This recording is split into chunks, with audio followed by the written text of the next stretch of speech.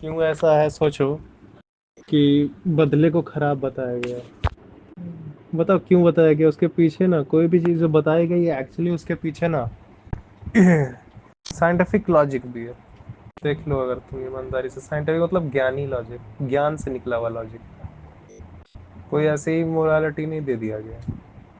जब तुम बदला लेता है तो देखो ऑलरेडी तुमको परेशानी है, और तुमको बदला ही इसलिए लेना पड़ रहा है क्योंकि तुमको उसके अलावा और कोई सोल्यूशन ही नहीं पता है जो एक्चुअली काम करे। तो उसने तुमको मारा, तुमने उसने तुमको मे भी मारा नहीं लेकिन परेशान किया। ठीक है, तुम परेशानी में है, तुमको और कुछ पता नहीं। हालांकि इसका असली इलाज क्या है कि तुम परेशानी में, तो तुम जान जाओ कि परेशानी का कारण क्या है, तो तुम उस कारण को हटा दोगे तो ऑटोमेटिक परेशानी खत्म हो जाती है। जब तुम बदला ले रहे, तेरे को दो नुकसान हो रहा है। एक तो एक मात्र टाइम है तेरे पास प्रेजेंट में, उसमें तेरे को इलाज भी नहीं मिला, सही इलाज क्या था वो भी नहीं मिला। और दूसरा प्रेजेंट में ही तू खुन्नस में भी भरा हुआ है, और लगता है फिर उस वक्त फिर से लगने में तू है अभी भी।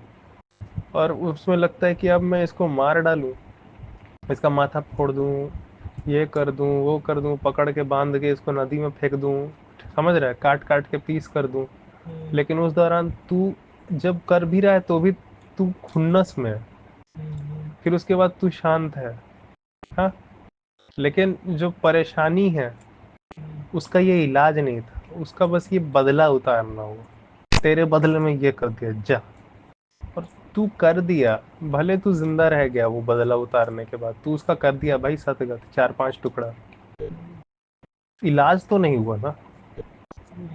ऐसा तो ये अगर तुम फ्यूचर के लिए भी देखो तो तेरे को ऐसा नहीं मिला कि तुम ऐसा हो जाओ कि तुमको फिर कोई इस तरह परेशान ना कर सके। तुम तो अब और ज्यादा वनरेबल हो गया। आओ साले, अब कौन छुएगा, हम काट देंगे। इसमें तुम्हारे लिए एक बात खराब हो गया कि अब तुमको ताज जिंदगी अब तुम चिढ़े ही रहेगा। अब जो तुमको आएगा चिढ़ाने, तुम चिढ़ेगा तुम काट देगा, जो आएगा तुम चिढ़ेगा तुम काट देगा। इसमें तेरा तो चिढ़ से आजादी नहीं हो रहा है, तू तो चिढ़ से मुक्त नहीं हो रहा ना भाई। बस हो गया, ये तो तेरा सजा है कि अब तुमको ताउम्र तुमको चिढ़ना है। कौन सा भविष्य होता है, जिंदगी ही तो सब होता है। कोई स्वर्ग नरक का बात नहीं कर रहा है वेद पुराण। सब यही बोल रहा है कि ये जीवन को ढंग से बनाओ, भले उसमें कितना भी स्वर्ग नरक आया, वो स्वर्ग नरक किसी और दुनिया के बारे में था तो कैसे पता।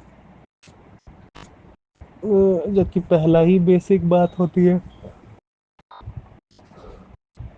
हर तरह के आध्यात्मिक ग्रंथों की, कि वो दुख से निवारण के लिए होते हैं। दुख से निवारण के लिए वो जीवन के एस्पेक्ट पर बात करते हैं, भले कहानियों का सहारा लेके करते हैं।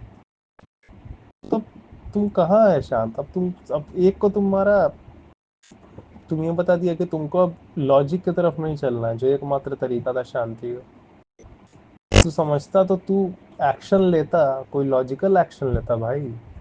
तू ऐसा एक्शन लेता जो तुमको परेशान करने वाला है, वो परेशान करने वाला ही नहीं रहता।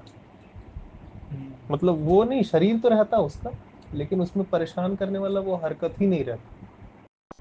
सोचो, तुम सिर्फ मसल्स को नहीं काटता, तुम उसके सोच को ही बदल देता। तुम उसके सोच को तुम मर्डर कर देता, ज्यादा डीप तुम मारता। उसकी बेवकूफ़ी को ही तुम मर्डर कर देता। बेवकूफ़ को मर्डर करने पे बेवकूफ़ी का मर्डर तो नहीं हो पाता ना।